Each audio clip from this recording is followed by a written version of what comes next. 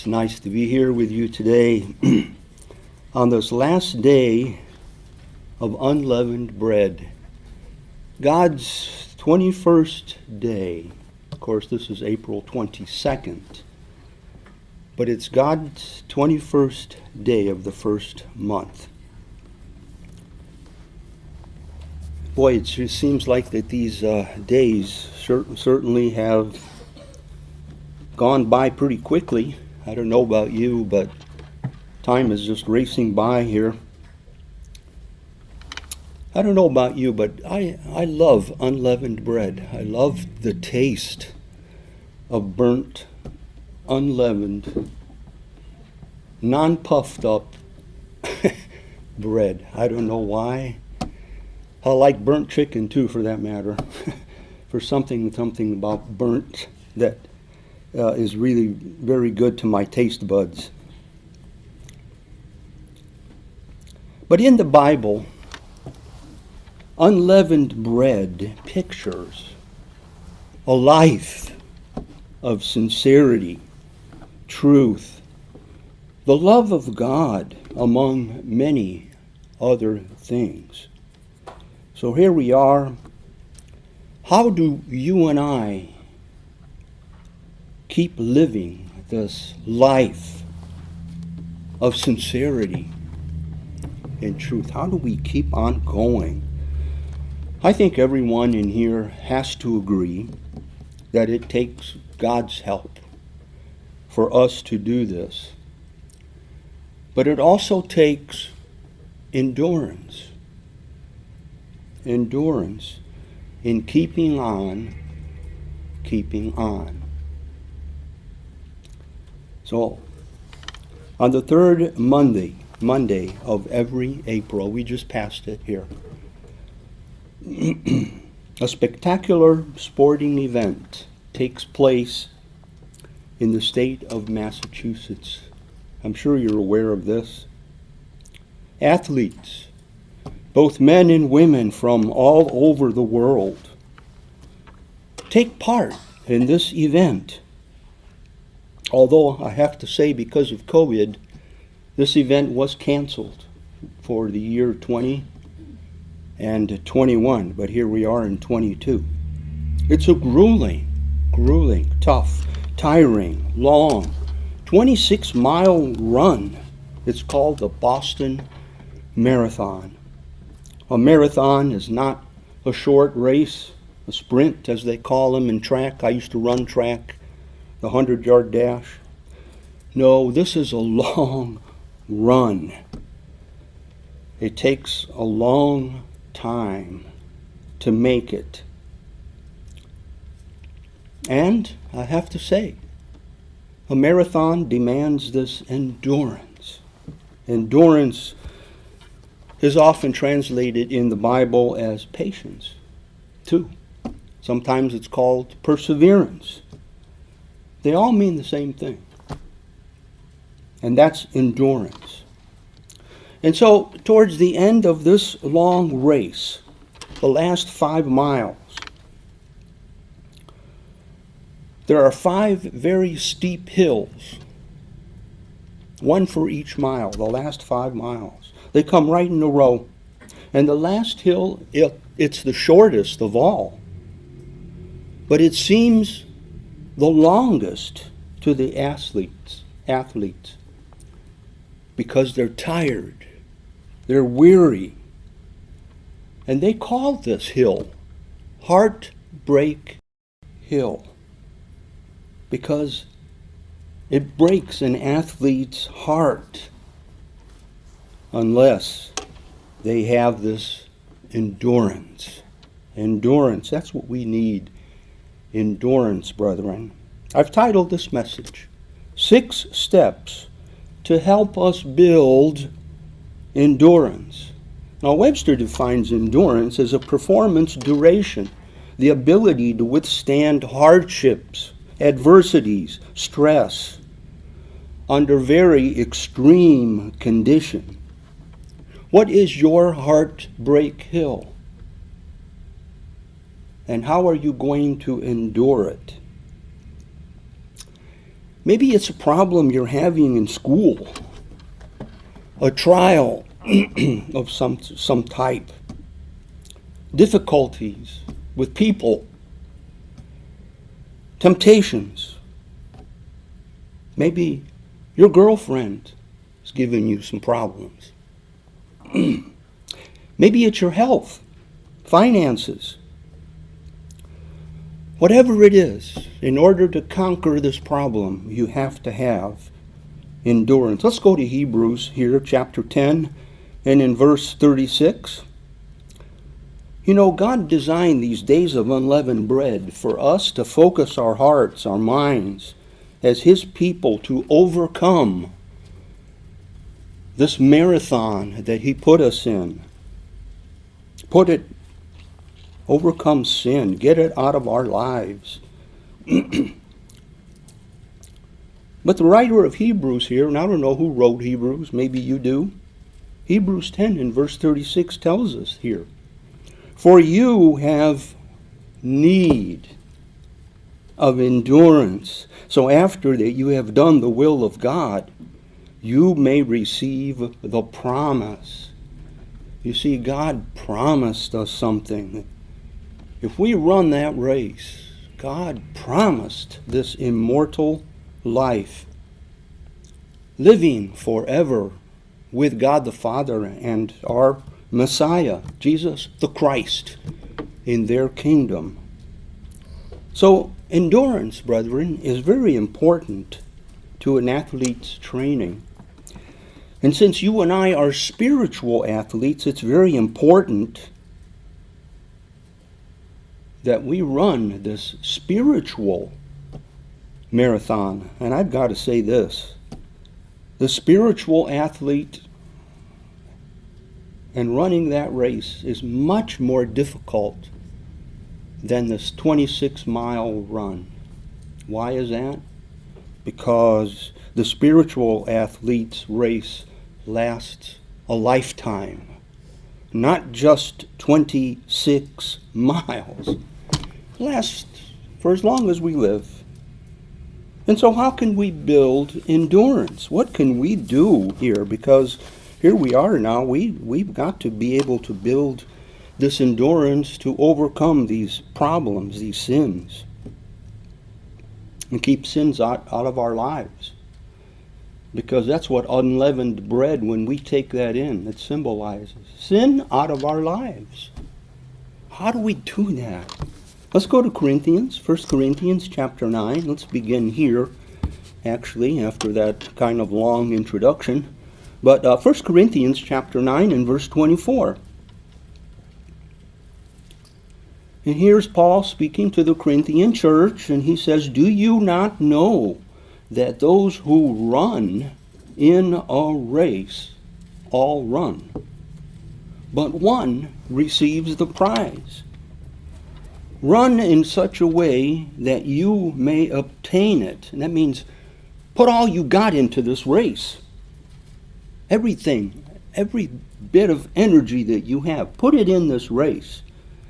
Verse 25, and everyone who competes for the prize is temperate in all things. For he's talking physical athletes when he says they do it to obtain a perishable crown. It means one that deteriorates, one that is physical. But we, an imperishable crown. See, we're going to have to do this everlasting life. It's imperishable. It lasts forever. It doesn't decay. Well, it's important that we understand these things. The first step, in order for us to build endurance, is to lay aside every weight, every sin that ensnares us, that traps us. Hebrews 12 in verse 1. Let's take a look at this point. It's very important. Hebrews 12 in verse 1.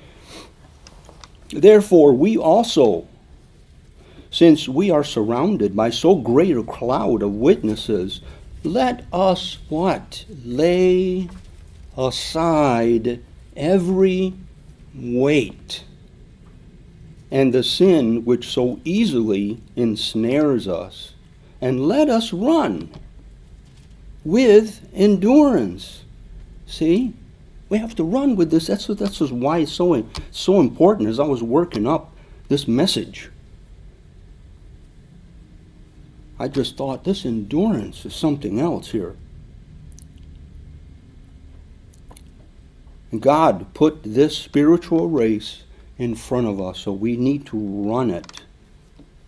And the first thing we need to do, get rid of the sins. Get rid of the sins. It's easier said than done. We have to work at it. That's why you have to have this endurance. Sin weighs us down. We want to run fast in this race and then have that endurance. But sin, it's actually what we can call it's excess baggage is what it is. And what are they? Well, they could include anything that is bad for us, including people. Some people are bad influence on others. They say they're your friends, but are they really? Do they really want the best for you? No, you want to hang around people that encourage you. See, this encourage. So it's important that we lay aside, get rid of this sin, whatever it is. There's many things out there. I can't even begin to mention up here some of the sins that are there.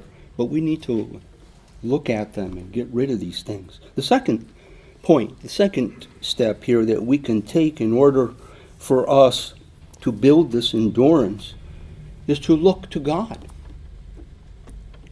When we're in deep trouble, we can't get out ourselves. What do? We look to God. Look at verse 2. You're in Hebrews 12. Look at verse 2 and 3, what it says in here. Verse 2, looking unto Jesus, the author and the finisher of our faith, who for the joy that was set before him, notice this word, endured the cross. Christ endured the cross, despising the shame, and has sat down at the right hand of the throne of God. To consider him who endured, here's two words here again, the same word two different times, such hostility from sinners against himself, lest you become weary and discouraged in your soul. So, Christ had endurance on the cross. He endured and overcame the world too, didn't he? He overcame sin. So we should focus our attention here on this step 2, on God the Father and Christ. That's how you can run this race with endurance. The third step that we can take is to continue to fight the good fight of faith. We shouldn't waver from left to right, up or down, but continue. Stay on the course. Let's go to 2 Timothy chapter 4 and in verse 4. Stay on the course.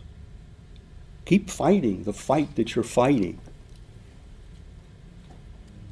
2 Timothy 4 and verse 4, and it says here, and they will turn their ears away from the truth. See, they're wavering. They're going from this to that, to this to that. They don't know which way to go. But we shouldn't waver. No, you should stay the course. And be turned aside to fables. But you be watchful in all things. Endure affliction. Do the work of an evangelist. Fulfill your ministry. God gave us a job to do down here. Also notice 1 Timothy 6 and in verse 12. 1 Timothy 6 and in verse 12. Paul to young Timothy here, fight the good fight of faith. See, this is what you and I are doing. We're fighting this this good fight of faith. Hold on to this eternal life to which you were called and have confessed the good confession in the presence of many witnesses. Spiritual athletes need to build this endurance in order to do these steps. We need to continue and to break through these heartbreak hills that each one of us have, whatever they are, whatever they are. And sometimes God requires us to go through some trials, tribulations, tests. He even allows Satan to tempt you and I. Tempt means to go to the wrong way. Romans 5 and in verse 3. These are all steps to help us build this endurance so we can continue to be in this marathon that's spiritual. And the Bible even says here, when we go through these terrible times, times of trouble, it says in here that we need to be happy. And it tells us the reason that we need to be happy. Romans 5, verse 3, join me there. And not only that, but we should glory, in tribulation. Glory in these heartbreak hills, knowing that tribulation produces what?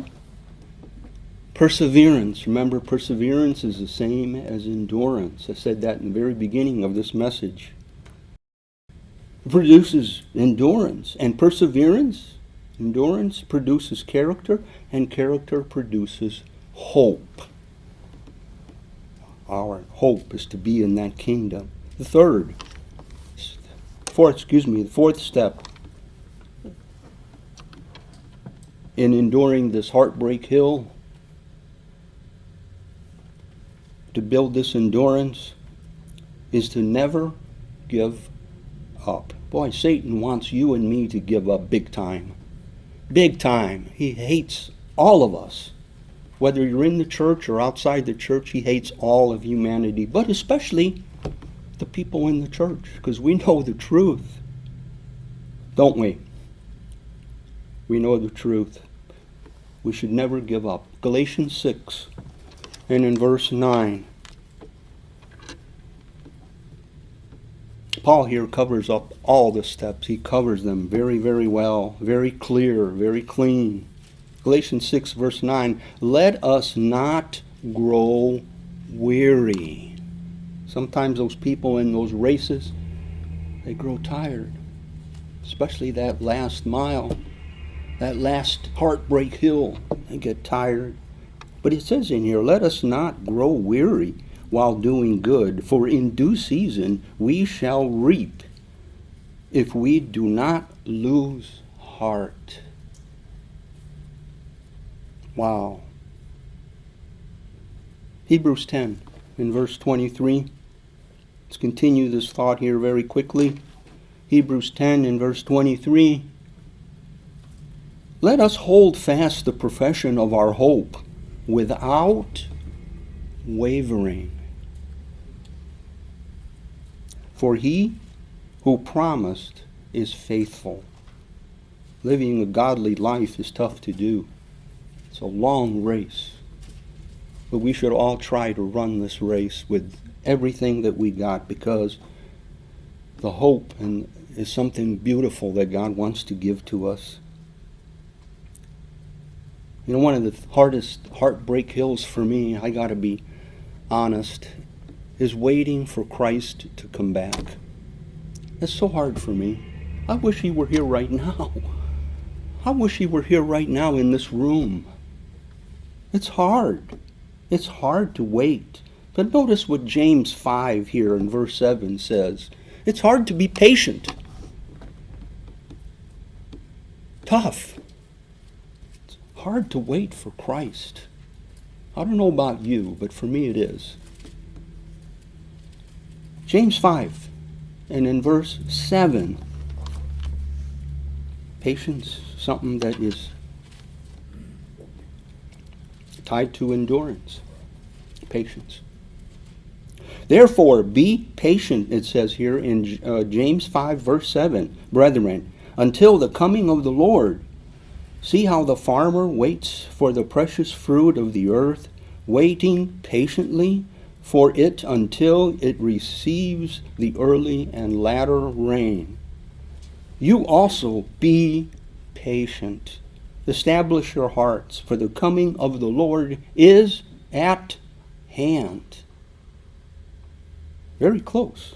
The fifth step here to build endurance is to keep your eye on the big picture, to keep your eye on God's kingdom, things that pertain to everlasting life. That's the big picture. God, His commandments. 2 Timothy chapter 4. Keep your eye on that incorruptible crown, the crown that never deteriorates, lasts forever. 2 Timothy 4 and verse 6, for I am already being poured out as a drink offering. Paul knew his end was coming. And the time of my departure is at hand. I have fought that good fight. I have finished the race. I have kept the faith. Finally, there's laid up for me the crown of righteousness, which the Lord, the righteous judge, will give to me on that day. What day? The day of Christ's return, when the first resurrection takes place. That's what he's talking about here. And now, and not to me only, but to all. That means you and I, who have loved his appearing. And the sixth and final step here for this building endurance is we have to understand and realize that this world out there, the world, doesn't necessarily love us. If you think this world loves you, then you need to get in the Bible and read for yourself what it says. Let's go to Mark 13, as a matter of fact. Let's go there right now. If you're a friend of this world, you're not a friend of God. This world hates God. It doesn't care for him. It doesn't care for his laws, statutes, judgments, his rules. Look what it says in Mark 13:13. And you will be hated. Actually, a better translation here may be loved less. Love less. By all for my name's sake. But he who, notice this word, endures to the end shall be saved. And notice, shall be is future. We're not saved now. People say, well, I'm saved. Joe, you're not saved. That's in the future. It's talking future tense in here. It's not now. So, brethren, in summary, to build this endurance, let's lay aside every weight. Let's look at Christ and God the Father to help lead us. Let's not waver to the right or to the left, away from the truth that we know is the truth. And let's keep our eye on the big picture. I think that's so important. And so let us run this race set before us with endurance. And so now we'll move to the offering portion of services here.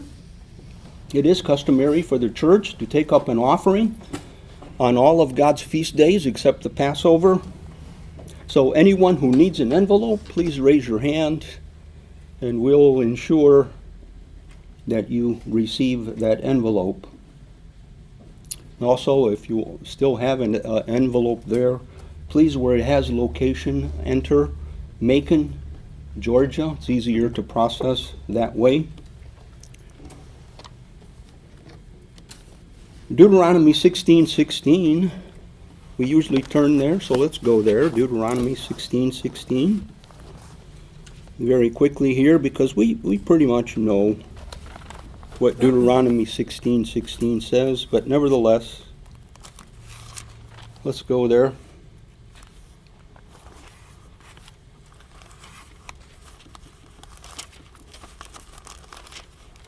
Deuteronomy 16:16, 3 times a year 3 times a year, all your males shall appear before the Eternal your God in the place which he chooses.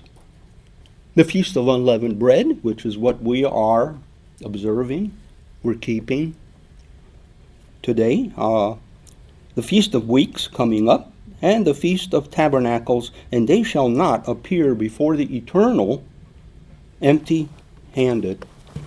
Along with this, let's go to Exodus now, if you wouldn't mind. Exodus 34. We don't go to this one too much. Exodus 34 and verse 23 says the same thing, but most of the time we go to Deuteronomy 16:16. Exodus 34 verse 23. 3 times in a year, it says here. Exodus 34 in verse 23. 3 times in a year all your men shall appear before the Eternal, the Lord God of Israel. I will cast out the nations before you and enlarge your borders. Neither will any man covet your land when you go up to appear before the Eternal your God 3 times in a year. If you go up to verse 18, it tells us these 3 times. The Feast of Unleavened Bread, which we're keeping, you shall keep. 7 days you shall eat unleavened bread as I commanded you in the appointed time of the month of Abib. For in the month of Abib you came out of Egypt. And then verse 22, and you shall observe the Feast of Weeks, the first fruits of wheat harvest, and the Feast of Ingathering, that's the Feast of Tabernacles. Now some people may be asking, why do we have to give money? Why can't we just give what ancient Israel gave? Crops, flocks, herds. That's what they gave. Deuteronomy 14. Let's go there and let me show you something here on Deuteronomy 14 verse 24.